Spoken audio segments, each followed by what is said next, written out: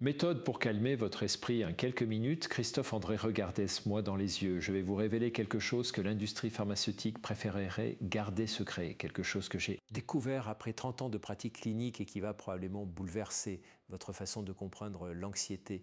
Mais avant de vous le dire, j'ai besoin que vous restiez jusqu'à la fin parce que cette révélation ne fonctionnera que si vous comprenez d'abord pourquoi votre esprit ne cesse jamais de tourner comme une machine à laver en cycle d'essorage permanent. Allez, abonnez-vous maintenant et dites-moi dans les commentaires si vous avez déjà eu cette sensation de ne pas pouvoir arrêter vos pensées, même quand vous êtes épuisé, surtout la nuit quand tout le monde dort sauf vous et votre cerveau hyperactif. Voilà, nous y sommes, vous et moi, dans cet espace d'intimité où je peux enfin vous parler franchement, sans les filtres habituels de la politesse thérapeutique. Laissez-moi vous raconter l'histoire de Martine, 52 ans, cadre supérieur dans une entreprise de cosmétiques qui est entrée dans mon cabinet il y a 3 ans avec ce qu'elle appelait son problème de sommeil. Martine ne dormait plus depuis des mois, elle avait essayé les tisanes, la méditation guidée sur YouTube, même les somnifères prescrits par son médecin généraliste qui lui disait que c'était normal à son âge. Cette fameuse périménopause qui devient l'excuse universelle pour tous les maux féminins après 45 ans. Mais quand Martine s'est assise en face de moi et que je lui ai demandé de me décrire une journée type, j'ai immédiatement compris que son problème n'était pas le sommeil. Son problème, c'était qu'elle n'avait jamais appris à éteindre son cerveau, absolument jamais, pas une seule fois dans sa vie d'adulte. Écoutez bien ce que je vais vous dire maintenant parce que c'est fondamental pour comprendre la suite. Votre cerveau n'est pas conçu pour être calme. Je répète, votre cerveau n'est pas naturellement programmé pour la tranquillité et la sérénité. Notre cerveau est un organe de survie qui a évolué pendant des millions d'années pour détecter les dangers, anticiper les menaces, planifier les solutions, ruminer les erreurs passées pour ne pas les répéter. Autrement dit, votre agitation mentale n'est pas un défaut de fabrication, c'est une caractéristique de base du modèle humain. Le problème survient quand cette fonction de vigilance naturelle devient chronique, excessive, incontrôlable, quand le système d'alarme reste activé en permanence, même quand il n'y a aucun tigre à dents de sabre dents. Votre salon, même quand la seule menace réelle est que vous avez oublié d'acheter du pain pour le petit déjeuner. Revenons à Martine parce que son cas illustre parfaitement ce que je vois chez 80% de mes patientes de votre génération. Elle se réveillait à 5 heures du matin, le cerveau déjà en ébullition, pensant à la réunion de 9 heures, au conflit non résolu avec sa fille de 28 ans qui ne lui parlait plus depuis Noël, au fait qu'elle n'avait toujours pas pris rendez-vous chez le dentiste, à cette douleur dans le genou gauche qui pourrait être de l'arthrose, à la remarque désagréable de son patron la semaine dernière, au régime qu'elle devait commencer lundi prochain à la facture d'électricité qui avait doublé. Tout ça en même temps, comme un orchestre symphonique complètement désaccordé qui jouerait tous les instruments simultanément sans chef d'orchestre. Je lui ai demandé quand elle s'autorisait à ne penser à rien et elle m'a regardé comme si je lui avais parlé en chinois mandarin. Ne penser à rien, mais docteur, c'est impossible et il y a toujours quelque chose à faire, à prévoir, à résoudre. Voilà exactement où je veux en venir et pourquoi je vous demande maintenant de partager cette vidéo avec toutes vos amies qui se reconnaîtront dans le portrait de Martine. Nous vivons dans une culture qui glorifie l'hyperactivité mentale, qui confond productivité avec valeur personnelle, qui nous fait croire que si nous ne sommes pas constamment en train de penser, planifier, optimiser, nous sommes paresseuses ou irresponsables. C'est un mensonge toxique qui détruit votre système nerveux petit à petit, comme une goutte d'eau qui creuse la pierre, sauf que dans votre cas, la pierre, c'est votre santé mentale et physique. Laissez-moi vous expliquer ce qui se passe dans votre cerveau quand vous êtes dans cet état d'agitation permanente. Et je vais utiliser des termes simples parce que je ne suis pas là pour vous impressionner avec mon vocabulaire de psychiatre, mais pour vous donner des outils concrets. Votre cerveau possède plusieurs réseaux neuronaux qui s'activent selon les situations, un peu comme les différentes applications sur votre téléphone portable. Il y a le réseau de l'attention focalisée qui s'active quand vous vous concentrez sur une tâche précise, le réseau des émotions qui réagit aux stimuli affectifs et puis il y a ce qu'on appelle le réseau du mode par défaut, cette partie du cerveau qui s'active quand vous ne faites rien de particulier, quand vous êtes censé être au repos. Chez la plupart d'entre vous, ce réseau du mode par défaut est devenu une véritable usine à rumination en générateur automatique de soucis et d'inquiétudes qui tourne à plein régime dès que vous n'êtes plus occupé par une activité externe. Imaginez que votre esprit soit comme une radio qui ne peut pas s'éteindre complètement mais qui peut changer de station.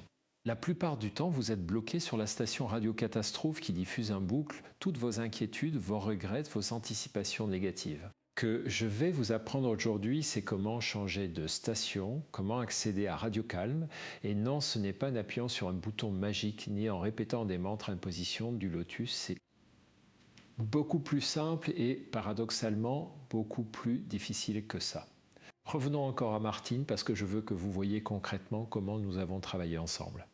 La première chose que je lui ai demandé de faire, et je sais que ça va vous paraître étrange, c'était d'arrêter d'essayer de calmer son esprit. Oui, vous avez bien entendu, arrêter d'essayer. Pourquoi? Parce que tout effort pour contrôler vos pensées crée paradoxalement plus de tension, plus d'agitation. C'est comme si je vous disais maintenant, surtout ne pensez pas à un éléphant rose. Qu'est-ce qui apparaît immédiatement dans votre tête? Exactement, un éléphant rose. Le cerveau ne comprend pas la négation, il ne peut pas ne pas penser à quelque chose, il peut seulement déplacer son attention vers autre chose. Alors voici le premier secret que je vais partager avec vous aujourd'hui et je veux que vous l'écriviez quelque part, que vous le colliez sur votre miroir de salle de bain. Calmer l'esprit ne consiste pas à arrêter les pensées, calmer l'esprit consiste à changer votre relation avec vos pensées. Lisez cette phrase 3 fois si nécessaire parce qu'elle contient toute la clé de ce que nous allons explorer ensemble pendant cette heure et demie. Vous n'êtes pas vos pensées, vous êtes la personne qui observe les pensées et cette distinction apparemment subtile change absolument tout. Martine a mis 3 semaines à comprendre cette nuance fondamentale. 3 semaines pendant lesquelles je lui ai demandé de faire un exercice très simple, chaque matin pendant 5 minutes seulement. Assise confortablement, les yeux fermés, elle devait simplement observer ses pensées comme si elle regardait des nuages passer dans le ciel sans essayer de les arrêter, sans les chouger, sans s'accrocher à elles. Au début, elle me disait que c'était impossible que les pensées l'envahissaient comme une marée, qu'elle ne pouvait pas rester spectatrice, qu'elle se faisait immédiatement emporter par le courant. Normal, parfaitement normal, je lui répondais, votre cerveau a 52 ans d'entraînement à s'identifier à chaque pensée qui passe, vous ne pouvez pas défaire ce conditionnement en 3 jours. Permettez-moi maintenant de vous donner une image qui va vous aider à comprendre ce processus. Imaginez que vos pensées soient comme des voitures sur une autoroute et que vous soyez assis sur un pont au-dessus de cette autoroute. Vous pouvez voir les voitures passer, certaines rapides, certaines lentes, certaines bruyantes, certaines silencieuses, mais vous n'êtes pas obligé de monter dans chaque voiture qui passe. La plupart du temps, ce que vous faites actuellement, c'est sauter dans la première voiture qui arrive, vous laissez emmener pendant des kilomètres dans la direction qu'elle a choisie, puis réalisez soudain que vous êtes complètement perdu dans une banlieue mentale que vous ne vouliez pas visiter. L'anxiété, la rumination, l'agitation mentale, ce n'est rien d'autre que ce processus de monter automatiquement dans chaque véhicule mental qui passe devant vous. Écoutez-moi bien maintenant parce que je vais vous donner un outil pratique que vous pouvez utiliser immédiatement aujourd'hui même dans les prochaines minutes si vous le souhaitez. C'est ce que j'appelle la technique des 3 respirations conscientes et avant que vous ne leviez les yeux au ciel en pensant encore une de ces techniques de respiration à la mode. Laissez-moi vous expliquer pourquoi. Celle-ci est différente et pourquoi elle fonctionne sur le plan neurobiologique. Votre respiration est le seul processus physiologique qui est à la fois automatique et volontaire. Vous respirez sans y penser, mais vous pouvez aussi contrôler consciemment votre respiration. Cette double nature fait de la respiration un pont unique entre votre système nerveux conscient et votre système nerveux automatique, entre votre esprit et votre corps. Quand vous prenez 3 respirations conscientes, je dis bien seulement 3, pas 20 minutes de méditation, juste 3 respirations où vous portez toute votre attention sur le mouvement de l'air qui entre et sort de vos poumons. Vous activez ce qu'on appelle le système nerveux parasympathique, celui qui est responsable de la détente et de la récupération. Mais attention, et c'est là que la plupart des gens se trompent, l'objectif n'est pas de respirer profondément ou de forcer quoi que ce soit. L'objectif est simplement d'être présente à votre respiration telle qu'elle.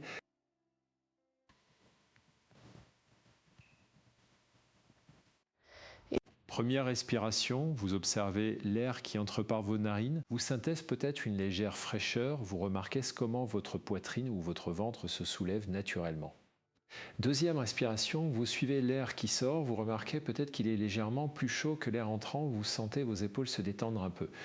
Troisième respiration, vous embrassez la totalité du cycle respiratoire, entrée et sortie comme une vague qui monte et descend sur la plage. Voilà, 3 respirations, 15 secondes de votre vie et je vous garantis que si vous faites cet exercice avec attention, votre niveau d'agitation mentale diminuera de manière mesurable.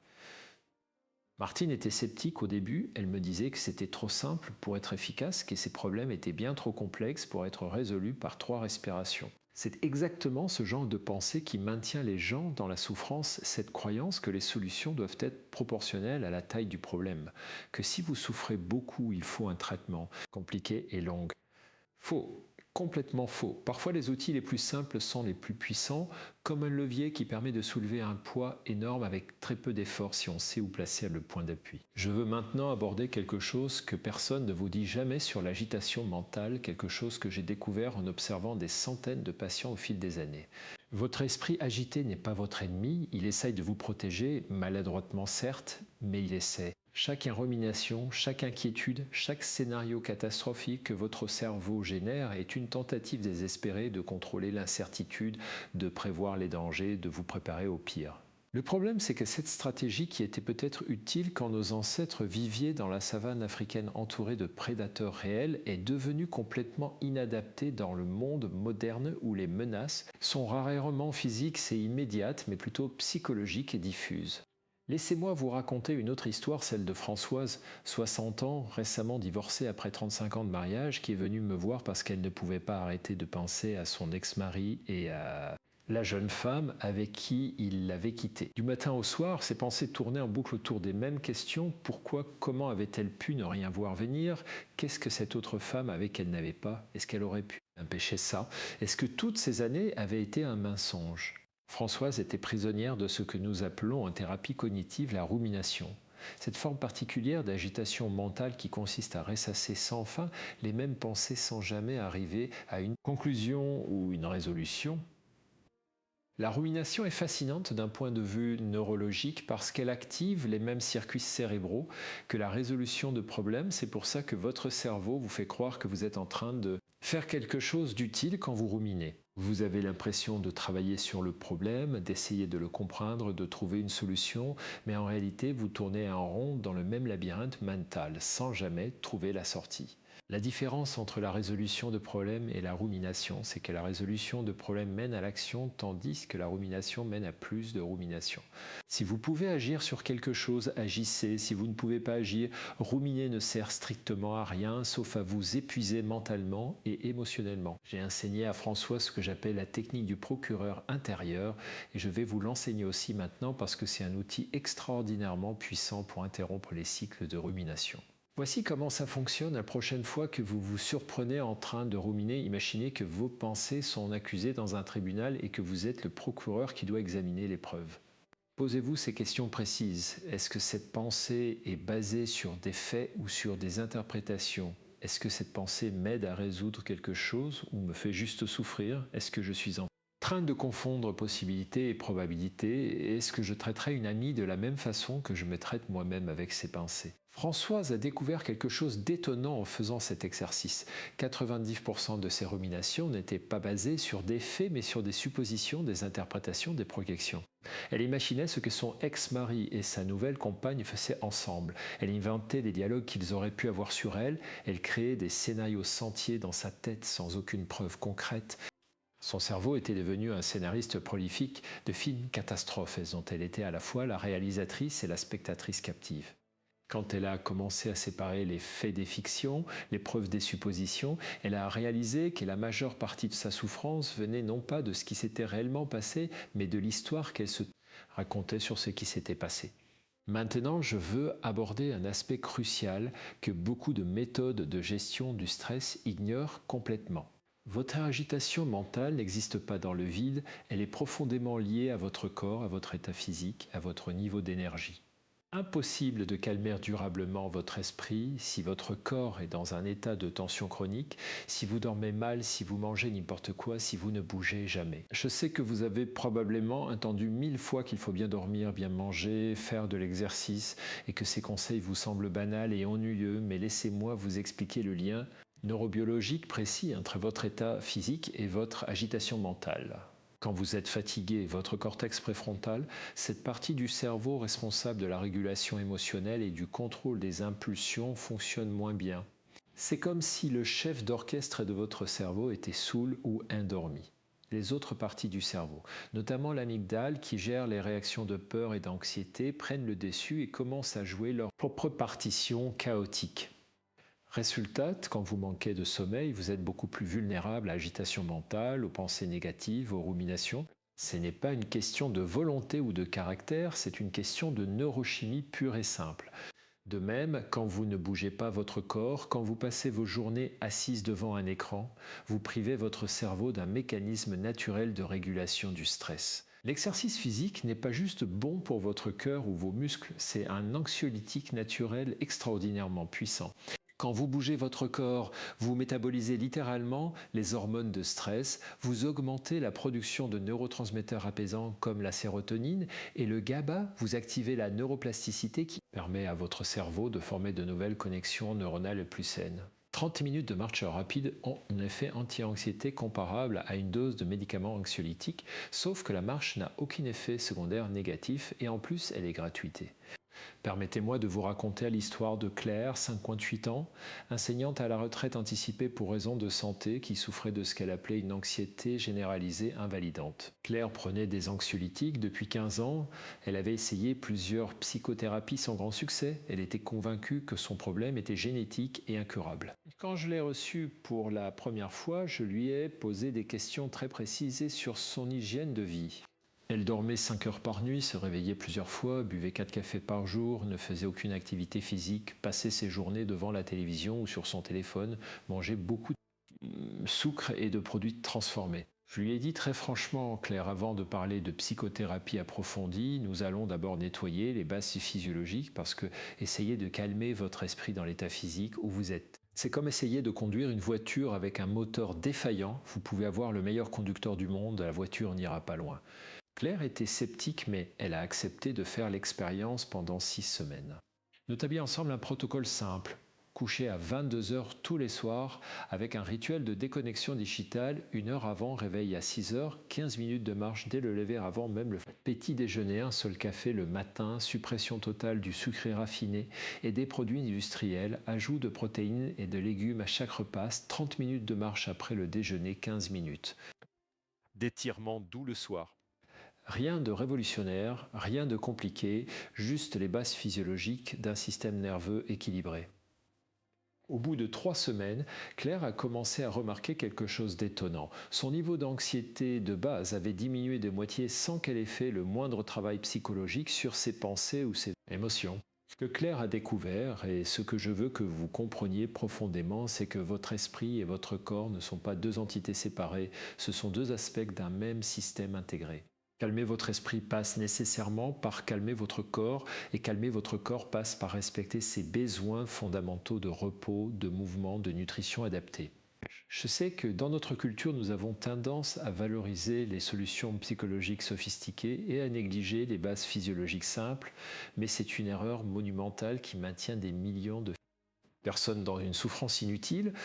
Maintenant, je veux vous parler d'un phénomène que j'observe constamment dans ma pratique clinique et qui est rarement abordé dans les livres de développement personnel. Votre agitation mentale est souvent alimentée par ce que j'appelle le déficit d'ennui. Oui, vous avez bien entendu, le déficit d'ennui, le fait que vous ne vous ennuyez jamais, que chaque seconde de votre vie est remplie par une stimulation externe, un écran, une notification, un podcast, une conversation ou une tâche, votre cerveau n'a plus jamais l'occasion de se reposer vraiment, de vagabonder librement, de ne rien faire du tout. L'ennui n'est pas un problème à résoudre, c'est un état mental nécessaire à la santé psychologique. C'est dans l'ennui que la créativité émerge, que les idées se connectent, que les émotions se digèrent, que l'esprit se régénère. Pensez à la dernière fois où vous avez passé ne serait-ce que 5 minutes sans rien faire, sans téléphone, sans livre, sans musique, sans écran, sans conversation, juste vous et vos pensées. Pour la plupart d'entre vous, c'est probablement impossible à dater tellement c'est rare. Nous avons développé une phobie collective de l'ennui, une incapacité à tolérer le vide, le silence, l'absence de stimulation. Résultat, votre cerveau est en état de surcharge permanente comme un ordinateur qui fait tourner 50 programmes simultanément et qui commence à chauffer et à ralentir. Calmer votre esprit nécessite que vous réintroduisiez délibérément des moments d'ennui dans votre vie, des moments où vous ne faites absolument rien de productif ou de divertissant. Je sais exactement ce que vous pensez en ce moment, mais Christophe, je n'ai pas le temps de m'ennuyer, j'ai trop de choses à faire, trop de responsabilités, trop d'obligations. C'est exactement ce que me disent un 90% de mes patients, et c'est exactement le mensonge que votre esprit agité vous raconte pour maintenir le cycle d'hyperactivité. La vérité, et je vais être brutal maintenant, c'est que vous avez peur de vous ennuyer parce que dans l'ennui, vous risquez de rencontrer des émotions désagréables que vous fuyez constamment en restant occupé. Votre agitation n'est pas seulement un problème, c'est aussi une solution, une stratégie d'évitement émotionnel qui vous permet de ne jamais faire face à ce qui vous fait vraiment souffrir. Laissez-moi vous donner un exemple concret avec Sylvie, 49 ans, mère de 3 enfants adultes, qui se plaignait d'une anxiété constante et d'un sentiment de vide existentiel. Sylvie remplissait chaque minute de sa journée avec des activités, du bénévolat, des cours de yoga, des déjeuners avec des amis, du shopping, des séries télévisées, des projets de décoration de sa maison. Quand je lui ai suggéré de bloquer 1 heure par semaine pour ne rien faire du tout, elle a paniqué. 1 heure à ne rien faire, mais je vais devenir folle, je ne peux pas rester sans rien faire, il faut toujours que je sois occupée, sinon je me sens inutile. Voilà, nous avions touché le cœur du problème. Sylvie confondait sa valeur personnelle avec sa productivité. Elle croyait inconsciemment qu'elle n'avait le droit d'exister que si elle était utile, occupée, nécessaire aux autres. Nous avons travaillé pendant plusieurs mois sur cette croyance toxique et progressivement Sylvie a commencé à s'autoriser des moments de vide, d'abord 10 minutes, puis 20, puis 1 heure. Au début, ces moments étaient effectivement inconfortables.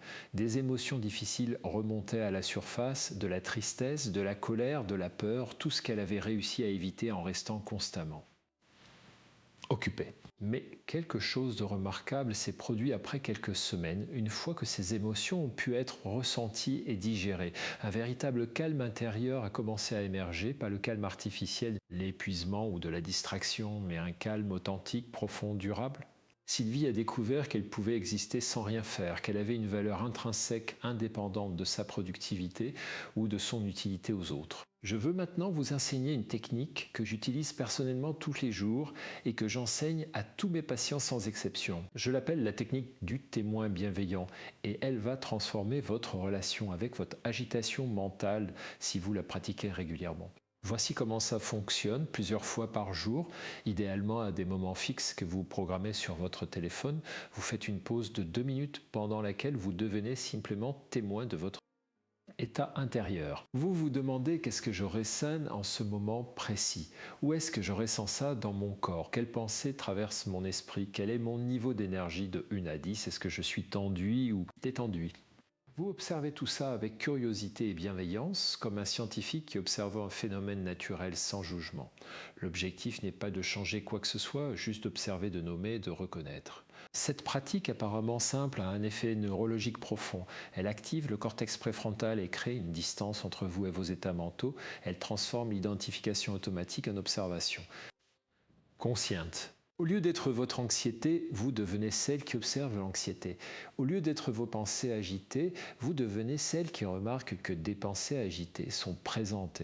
Cette nuance change tout parce qu'elle vous redonne un sentiment de contrôle et d'agentivité. Vous n'êtes plus la victime passive de votre vie intérieure, vous devenez l'observatrice consciente qui peut choisir comment répondre.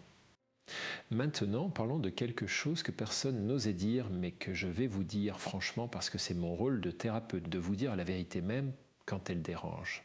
Une partie de votre agitation mentale est entretenue par vos relations toxiques, par les personnes énergivores qui drainent votre vitalité, par les dynamiques relationnelles malsaines que vous tolérez depuis trop longtemps. Vous ne pouvez pas avoir un esprit calme si vous êtes constamment en train de gérer les drames émotionnels d'autrui, de marcher sur des œufs pour ne pas déplaire, de vous sacrifier pour maintenir la paix, de supporter des comportements inacceptables par peur de la solitude ou du conflit. Je pense à Monique, 63 ans, qui venait me voir pour de l'insomnie chronique et qui passait ses nuits à ruminer sur sa relation avec sa sœur, une femme manipulatrice et critique qui la rabaissait systématiquement, mais dont elle ne pouvait pas se séparer parce que c'était sa famille. Monique me racontait les remarques blessantes de sa sœur, les situations humiliantes qu'elle devait endurer lors des réunions familiales, le sentiment constant de ne jamais être assez bien, assez mince, assez élégante, assez réussie aux yeux de cette sœur toxique. Je lui ai posé une question simple, Monique, si cette personne n'était pas votre sœur mais une collègue de travail ou une voisine, est-ce que vous accepteriez de la fréquenter? Elle a réfléchi un moment et a répondu non, jamais je ne supporterai pas ce traitement de la part de quelqu'un qui n'est pas de ma famille. Voilà exactement le problème, nous avons des standards relationnels complètement différents selon que les personnes sont de notre famille ou non. Nous tolérons de nos proches des comportements que nous ne tolérerions jamais d'étrangers. Cette double norme vous maintient dans des relations qui alimentent constamment votre agitation mentale, qui vous empêche d'accéder au calme intérieur parce qu'une partie de votre énergie est constamment mobilisée pour gérer ces dynamiques toxiques. Calmer votre esprit nécessite parfois de faire le ménage dans vos relations, de mettre des limites claires, de réduire drastiquement le temps passé avec certaines personnes, voire de couper complètement les ponts quand c'est nécessaire pour votre santé mentale. Monique a mis 6 mois à prendre la décision de limiter drastiquement ses contacts avec sa sœur, 6 mois pendant lesquels nous avons travaillé sur sa culpabilité, sur ses croyances concernant les obligations familiales, sur sa peur d'être jugée égoïste ou méchante. Quand elle a finalement mis en place ses limites, quand elle a dit à sa sœur qu'elle ne tolérerait plus les remarques désobligeantes et qu'elle quitterait immédiatement toute conversation qui deviendrait toxique. Quelque chose de remarquable s'est produit. Son niveau d'anxiété de base a chuté de manière spectaculaire, son sommeil s'est amélioré, son agitation mentale a diminué de moitié. Pourquoi? Parce qu'elle avait supprimé une source majeure de stress chronique dans sa vie. Je veux maintenant aborder un aspect souvent négligé mais absolument crucial pour calmer votre esprit, c'est la question du sens et des valeurs. Votre agitation mentale est parfois le symptôme d'une vie qui n'est pas alignée avec vos valeurs profondes, d'une existence où vous faites ce que vous pensez devoir faire plutôt que ce qui a vraiment du sens pour vous. Quand vous vivez en contradiction avec vos valeurs fondamentales, quand vous trahissez jour après jour ce qui compte vraiment pour vous, votre esprit ne peut pas être en paix. Il y a une dissonance cognitive permanente qui génère de l'anxiété et de l'agitation. Prenons l'exemple de Nathalie, 54 ans, avocate d'affaires brillante qui gagnait très bien sa vie, mais qui venait me voir pour ce qu'elle appelait une crise existentielle. Nathalie avait tout ce qui est censé rendre heureux selon les standards sociaux, un appartement magnifique, une carrière réussie, des revenus confortables, mais elle se sentait vide, agitée, constamment insatisfaite. Quand je lui ai demandé de me parler de ses valeurs profondes, de ce qui comptait vraiment pour elle au-delà des marqueurs externes de succès, elle a eu du mal à répondre. Après plusieurs séances, elle a fini par identifier que ses valeurs fondamentales étaient la créativité, l'authenticité, la contribution sociale, et elle a réalisé avec effroi que son travail d'avocate d'affaires nourrissait aucune de ces valeurs, qu'elle passait ses journées à faire quelque chose qui avait du prestige et rapportait de l'argent, mais qui était complètement déconnecté de ce qui donnait du sens à sa vie. Cette prise de conscience a été douloureuse mais libératrice. Nathalie a progressivement réorienté sa carrière vers le droit associatif, acceptant une baisse significative de revenus mais gagnant en alignement intérieur. Son agitation mentale chronique, qui était en fait le signal d'alarme de cette dissonance existentielle, a commencé à s'apaiser à mesure qu'elle réalignait sa vie avec ses valeurs profondes. Votre esprit ne peut pas être durablement calme si votre vie est un mensonge, si vous jouez un rôle qui n'est pas le vôtre, si vous poursuivez des objectifs qui ne sont pas vraiment les vôtres mais ceux que la société, votre famille ou votre ego blessé vous ont imposés. Laissez-moi vous donner maintenant un exercice concret que vous pouvez faire cette semaine pour commencer à identifier vos valeurs profondes. Prenez une feuille de papier et répondez à ces questions. Imaginez que vous êtes à la fin de votre vie et que vous regardez en arrière. Qu'est-ce qui aurait dû compter vraiment? Comment auriez-vous voulu avoir passé votre temps? Quelles relations auriez-vous voulu cultiver? Quelle contribution auriez-vous voulu apporter au monde? Ne réfléchissez pas trop. Écrivez ce qui vient spontanément. Laissez votre intuition profonde s'exprimer sans la censure de votre mental rationnel. Ensuite, comparez ces réponses avec la façon dont vous vivez actuellement. Où passez-vous vraiment votre temps, votre énergie, votre attention? L'écart entre ces deux réalités vous donnera des indications précieuses sur les sources de votre agitation intérieure. Parlons maintenant de quelque chose que beaucoup de mes collègues psychologues n'aiment même pas aborder, mais que je considère essentiel, c'est le rôle de la technologie et particulièrement des smartphones dans votre agitation mentale chronique. Soyons clairs, votre téléphone est probablement le plus grand perturbateur de paix mentale de votre existence et je ne dis pas ça pour faire mon vieux psychiatre technophobe. Je le dis parce que les données scientifiques sont absolument accablantes. Chaque notification, chaque scroll sur les réseaux sociaux, chaque consultation compulsive de VOS Messages déclenche une petite décharge de dopamine suivie d'une baisse, créant un cycle addictif qui maintient votre cerveau dans un état d'activation et d'anticipation permanente. Votre smartphone est conçu par les meilleurs ingénieurs en neurosciences comportementales pour capter et maintenir votre attention pour créer une dépendance subtile mais puissante.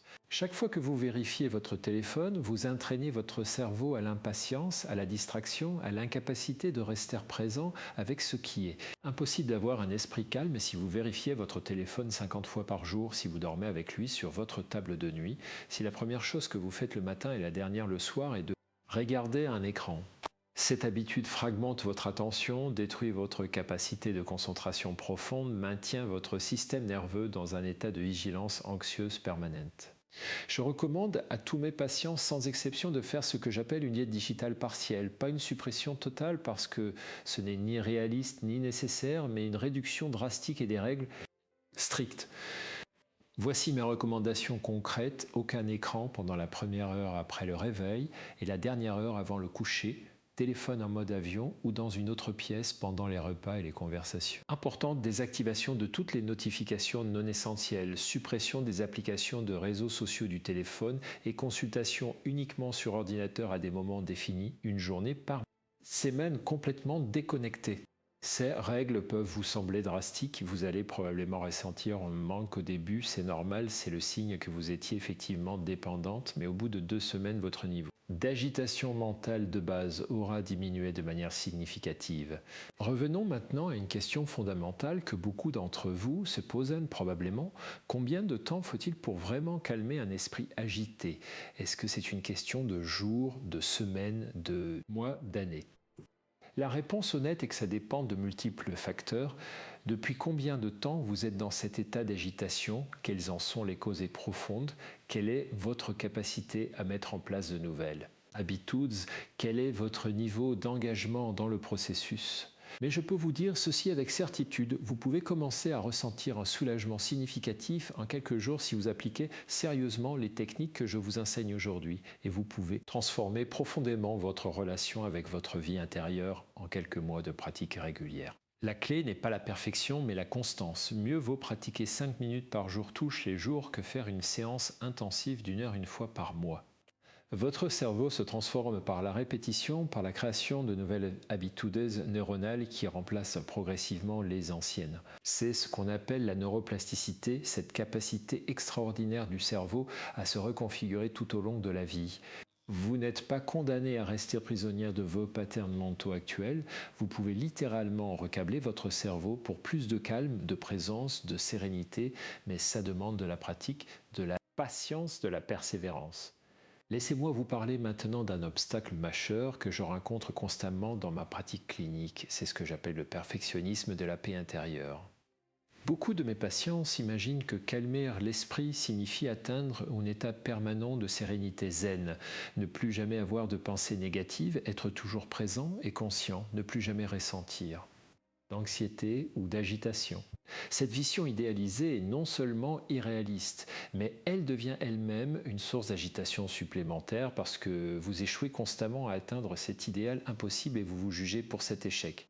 Écoutez-moi bien, calmer votre esprit ne signifie pas supprimer toute agitation, ça signifie changer votre relation avec l'agitation quand elle apparaît. Vous aurez toujours des moments d'anxiété, de rumination, de pensées négatives, c'est normal, c'est humain, c'est la condition de base d'avoir un cerveau humain. La différence, c'est qu'au lieu d'être emporté par ces états, de vous identifier à eux, de les laisser diriger votre vie, vous apprenez à les observer, à les accueillir sans vous y accrocher, à les laisser passer comme des nuages dans le ciel de votre conscience. Certains jours seront plus faciles que d'autres, certaines périodes de votre vie seront plus agitées que d'autres et c'est parfaitement acceptable. Je pense à Isabelle, 57 ans, qui après 6 mois de travail thérapeutique avait fait des progrès remarquables dans la gestion de son anxiété chronique, mais qui est revenue me voir un jour complètement découragée parce qu'elle avait eu une semaine difficile où toute son agitation était revenue. Elle se sentait comme un échec, elle pensait avoir tout perdu, elle doutait de l'efficacité de notre travail. Je lui ai expliqué que la guérison n'est pas linéaire, que les rechutes temporaires sont non seulement normales mais nécessaires parce qu'elles vous permettent de pratiquer vos outils dans des conditions difficiles, renforcer vos nouvelles compétences. Un muscle ne se développe pas en soulevant toujours le même poids facile, il se développe en étant régulièrement challengé par des poids plus lourds. Votre capacité à calmer votre esprit se développe de la même façon, en traversant des périodes difficiles et en appliquant vos outils même quand c'est dur. Maintenant, je veux vous parler d'une dimension souvent oubliée mais absolument essentielle pour un esprit calme, c'est la dimension du pardon. Je ne parle pas du pardon moral ou religieux, je parle du pardon comme outil thérapeutique de libération mentale. Tant que vous portez en vous des ressentiments non résolus, des colères anciennes, des rancunes tenaces contre des personnes qui vous ont blessé, votre esprit ne peut pas être vraiment en paix. Ces émotions non digérées sont comme des programmes qui tournent un arrière-plan de votre ordinateur mental, consommant constamment de l'énergie et de l'espace de traitement, même quand vous n'en êtes pas consciente. Le pardon n'est pas une question de dire que ce qui s'est passé était acceptable ou de réconcilier avec la personne qui vous a blessé. Le pardon, c'est décider de ne plus porter le poids toxique de cette histoire. C'est choisir votre liberté intérieure plutôt que votre position de victime légitime. Tant que vous restez accroché à votre colère contre votre ex-mari qui vous a trompé, contre votre mère qui ne vous a jamais aimé comme vous en aviez besoin, contre votre ancienne meilleure amie qui vous a trahi, vous donnez à ces personnes un pouvoir permanent sur votre état intérieur. Vous leur permettez de continuer à vous blesser des années après les faits. Le pardon, c'est reprendre ce pouvoir, c'est dire je ne vais plus laisser cette histoire ancienne empoisonner mon présent. Je me souviens de Véronique, 62 ans, qui portait depuis 40 ans une colère immense contre son père alcoolique qui avait détruit son enfance. Cette colère colorait toutes ses relations, elle ne faisait confiance à personne, elle était constamment sur la défensive, son esprit était agité en permanence par des dialogues intérieurs avec ce père mort depuis 15 ans. Nous avons travaillé pendant des mois sur le pardon et je précise que ça n'a jamais signifié dire que ce que son père avait fait était acceptable. Ça a signifié reconnaître que porter cette colère pendant 40 ans lui faisait plus de mal à elle qu'à personne d'autre, que son père était lui-même un homme blessé et malade qui avait fait ce qu'il pouvait avec ses propres limitations, que continuer à le haïr ne changeait rien au passé, mais détruisait son présent. Le jour où Véronique a vraiment lâché cette colère, où elle a choisi de pardonner non pas pour son père, mais pour elle-même, quelque chose de profond s'est libéré en elle. Elle m'a dit qu'elle avait l'impression qu'un poids énorme qu'elle portait depuis toujours venait de tomber de ses épaules, que pour la première fois de sa vie adulte, elle pouvait respirer vraiment librement. Son agitation mentale chronique, qui était un grain des parties alimenté par cette colère non résolue, s'est apaisée de manière spectaculaire. C'est la puissance thérapeutique du pardon quand il est authentique et choisi librement. Je veux maintenant vous donner un outil très concret pour travailler sur le pardon si vous portez des ressentiments non résolus. Prenez une feuille de papier et écrivez une lettre à la personne qui vous a blessé, une lettre que vous n'enverrez jamais, où vous dites absolument tout ce que vous avez sur le cœur sans censure, toute votre colère, votre douleur, votre déception. Écrivez jusqu'à ce que vous n'ayez plus rien à dire, videz complètement le sac. Ensuite, brûlez cette lettre littéralement dans un rituel symbolique de libération. Puis écrivez une deuxième lettre où vous essayez de comprendre cette personne, ses blessures, ses limitations, son histoire, pas pour excuser ses comportements, mais pour humaniser celui ou celle qui vous a blessé. Enfin, écrivez une troisième lettre où vous déclarez votre choix de pardonner pour votre propre liberté, où vous reprenez votre pouvoir sur votre vie intérieure. Ce processus en 3 étapes est extraordinairement puissant si vous le faites avec sincérité et profondeur. Parlons maintenant de quelque chose que beaucoup de livres de développement personnel évitent soigneusement, c'est la question de la souffrance inévitable. Il y a dans la vie une part de souffrance qui est simplement inhérente à la condition humaine, la maladie, le vieillissement, la perte des êtres chers, la mort, l'impermanence de toute chose. Aucune technique de gestion du stress ne peut vous protéger de cette souffrance existentielle et prétendre le contraire serait malhonnête. Ce que vous pouvez faire, c'est apprendre à ne pas ajouter de la souffrance supplémentaire à cette souffrance inévitable, à ne pas transformer la douleur naturelle en torture mentale par vos résistances, vos refus, vos ruminations. Il y a une distinction fondamentale en psychologie bouddhiste entre la douleur et la souffrance. La douleur est ce qui arrive, la flèche qui vous touche. La souffrance, c'est votre réaction à cette douleur, les flèches supplémentaires que vous vous tirez vous-même en résistant, en vous révoltant, en refusant ce qui est. Quand vous perdez un être cher, la tristesse est inévitable, c'est la douleur naturelle de la perte. Mais si vous ajoutez à cette tristesse des pensées du type « je ne devrais pas être aussi triste, je devrais être plus » forte, pourquoi moi, ce n'est pas juste, je ne m'en remettrai jamais, vous transformez la douleur naturelle en souffrance amplifiée. Calmer votre esprit implique d'apprendre à accueillir la douleur inévitable sans y ajouter des couches de souffrance mentale supplémentaires. Je pense à Marguerite, 65 ans, qui venait de perdre son mari après 40 ans de mariage et qui était dévastée par le chagrin. Elle me disait qu'elle devrait être plus forte, qu'elle ne devrait pas pleurer autant, que ça faisait déjà 3 mois et qu'elle devrait avoir surmonté ça. Je lui ai dit très clairement, Marguerite, vous venez de perdre l'homme avec qui vous avez partagé 40 ans de votre vie, votre tristesse est parfaitement normale, parfaitement légitime, parfaitement saine. Le problème n'est pas votre tristesse, le problème c'est que vous jugez votre tristesse, que vous résistez à votre tristesse, que vous pensez qu'il y a une façon correcte de faire son deuil avec un calendrier précis. Laissez-vous être triste, pleurez autant que vous en avez besoin, honorez votre douleur au lieu de la combattre. Quand Marguerite s'est autorisée à vraiment ressentir son chagrin sans résistance, sans jugement, quelque chose de paradoxal s'est produit. Son agitation mentale a diminué parce qu'elle n'était plus en guerre avec elle-même, elle n'utilisait plus d'énergie à refuser ce qui était. La tristesse était toujours là, profonde et douloureuse, mais elle n'était plus compliquée par des couches de culpabilité, de honte, d'autocritique. C'était une tristesse pure, propre, qui pouvait suivre son cours naturel de guérison. Calmer votre esprit ne signifie pas supprimer les émotions difficiles, ça signifie cesser de vous battre contre elles, apprendre à les accueillir avec compassion comme des visiteurs temporaires dans la maison de votre conscience. Je veux maintenant vous parler d'un sujet délicat mais important, c'est la question des médicaments dans le traitement de l'agitation mentale et de l'anxiété. Je suis psychiatre, je prescris des médicaments quand c'est nécessaire et je veux être très clair sur ma position. Les anxiolytiques et les antidépresseurs peuvent être des outils utiles dans certaines situations, particulièrement quand l'anxiété est si intense qu'elle empêche complètement de fonctionner ou de bénéficier d'une psychothérapie. Mais ces médicaments ne sont pas une solution à long terme, ils ne résolvent pas les causes profondes de votre agitation, ils ne vous apprennent aucune compétence pour gérer votre vie intérieure.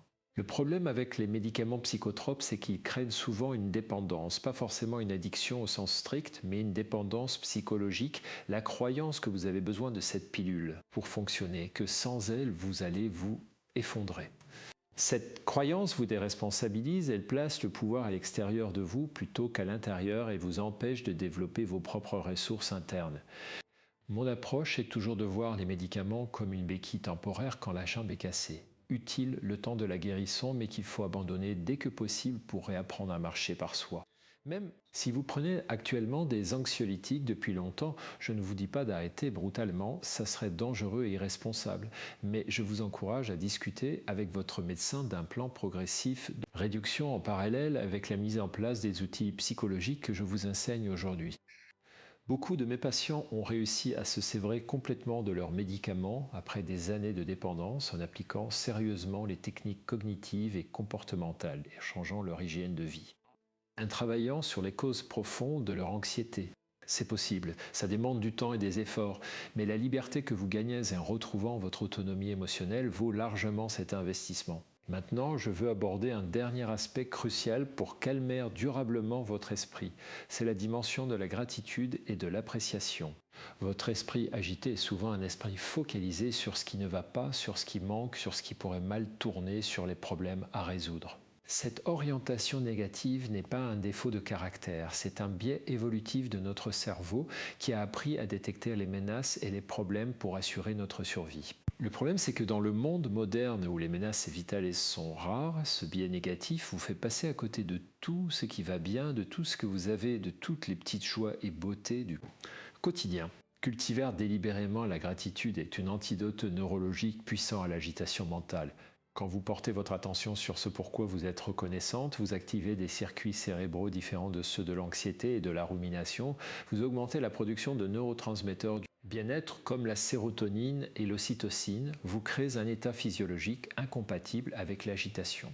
La gratitude n'est pas une pensée positive superficielle du type « tout va bien dans le meilleur des mondes », c'est une pratique concrète de redirection intentionnelle qui rééquilibre votre perception de la réalité. Voici un exercice simple mais extraordinairement efficace que je recommande à tous mes patients. Chaque soir, avant de vous coucher, écrivez 3 choses pour lesquelles vous êtes reconnaissante aujourd'hui. Et l'important, c'est qu'elles soient spécifiques et concrètes, pas des généralités du type « je suis reconnaissante d'être en vie ». Par exemple, je suis reconnaissante pour le sourire de la caissière au supermarché ce matin. Je suis reconnaissante pour cette tasse de café chaud que j'ai savourée tranquillement. Je suis reconnaissante pour cette conversation téléphonique avec ma fille qui m'a fait rire. Des petites choses, des moments simples, mais en les notant chaque soir, vous entraînez votre cerveau à remarquer ces moments pendant la journée. Vous créez progressivement une orientation attentionnelle vers ce qui nourrit plutôt que vers ce qui menace. Après 3 semaines de cette pratique quotidienne, mes patients rapportent systématiquement une diminution significative de leur niveau d'anxiété de base et une augmentation de leur sentiment général de bien-être.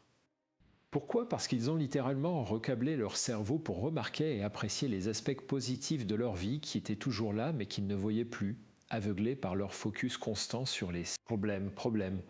La gratitude n'est pas du déni, vous pouvez reconnaître vos difficultés tout en appréciant ce qui va bien, les deux peuvent coexister. Et c'est justement cet équilibre qui crée un esprit plus calme et plus résilient.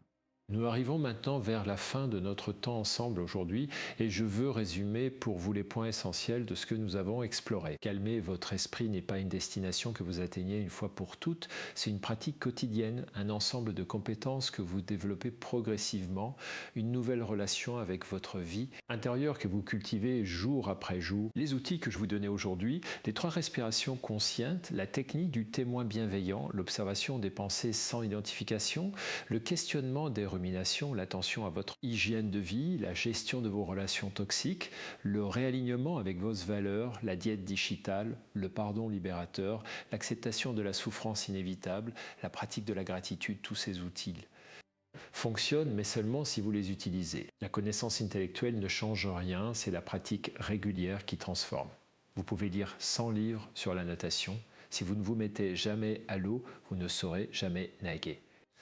De même, vous pouvez comprendre parfaitement tout ce que je vous ai expliqué aujourd'hui, mais si vous ne pratiquez pas concrètement ces techniques dans votre vie quotidienne, votre esprit restera aussi agité qu'avant. Je ne vais pas vous mentir en vous promettant que ce sera facile ou rapide. Changer des patterns mentaux de plusieurs décennies demande du temps, de la patience, de la persévérance, mais je peux vous garantir que si vous vous engagez sérieusement dans ce processus, vous verrez des résultats tangibles en quelques semaines et des transformations profondes en quelques mois.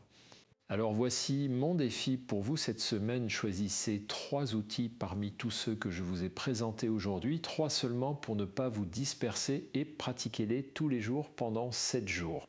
Par exemple, vous pourriez choisir les 3 respirations conscientes 3 fois par jour, la technique du témoin bienveillant 2 fois par jour et le journal de gratitude chaque soir. 7 jours de pratique sérieuse, c'est tout ce que je vous demande pour commencer et je suis convaincu que vous ressentirez une différence suffisamment significative pour avoir envie de continuer. Notez quelque part votre niveau d'agitation mentale aujourd'hui sur une échelle de Unadi et réévaluez-le dans 7 jours après avoir pratiqué vos 3 outils quotidiennement. Maintenant, j'ai besoin que vous fassiez 3 choses pour moi. Premièrement, abonnez-vous à cette chaîne si ce n'est pas déjà fait, parce que je vais continuer à partager avec vous des outils concrets et des enseignements profonds sur la santé mentale et les relations saines. Deuxièmement, laissez-moi un commentaire en me disant lequel des outils que j'ai présentés aujourd'hui résonne le plus pour vous et pourquoi. J'aime lire vos commentaires et parfois je réponds personnellement. Troisièmement, et c'est le plus important, partagez cette vidéo avec au moins une amie qui en a besoin. Vous connaissez tout quelqu'un dans votre entourage qui souffre d'anxiété chronique ou d'agitation mentale, quelqu'un qui pourrait bénéficier de ces enseignements. Soyez généreuse et transmettez ce que vous avez reçu aujourd'hui. Avant de nous quitter, laissez-moi vous révéler le secret clinique que je vous ai promis au début, celui que l'industrie pharmaceutique préférerait garder sous silence. Le voici, 80% des cas d'anxiété chronique et d'agitation mentale peuvent être significativement améliorées, voire complètement résolues sans aucun médicament, uniquement par des changements d'hygiène de vie, des techniques cognitives et comportementales, et on travaille sur les causes profondes et psychologiques et relationnelles. 80%, vous avez bien entendu, c'est un chiffre basé sur 30 ans de pratique clinique et confirmé par des dizaines d'études scientifiques. Mais ce secret ne profite à personne dans l'industrie pharmaceutique qui fait des milliards avec les anxiolytiques et les antidépresseurs, et il ne profite pas non plus à une culture qui préfère les solutions rapides et faciles aux changements profonds et durables. Vous avez maintenant ce secret, Vous avez les outils, vous avez la connaissance. La seule question qui reste, c'est qu'alliez-vous en faire? Alliez-vous continuer comme avant en espérant que votre agitation disparaisse miraculeusement sans effort de votre part? Ou allez-vous prendre la responsabilité de votre vie intérieure et commencer dès aujourd'hui à appliquer ce que vous avez appris? Le choix vous appartient entièrement. Personne ne peut le faire à votre place, ni moi, ni aucun thérapeute au monde. Votre esprit est votre responsabilité, votre jardin intérieur que vous seul pouvez cultiver. Et je peux vous assurer qu'il n'y a pas de satisfaction plus profonde que celle de reconquérir votre paix intérieure par vos propres efforts. Je vous remercie d'avoir passé cette heure et demie avec moi aujourd'hui. J'espère sincèrement que ces enseignements vous seront utiles et que vous reviendrez pour nos prochaines conversations. Prenez soin de vous, soyez patiente et bienveillante avec vous-même dans ce processus et souvenez-vous que chaque petit pas compte, chaque moment de pratique compte, chaque choix conscient compte. Votre esprit peut être calme, votre vie peut être sereine, vous méritez cette paix intérieure et elle est beaucoup plus accessible que vous ne le pensez. À très bientôt mes chers amis et n'oubliez pas de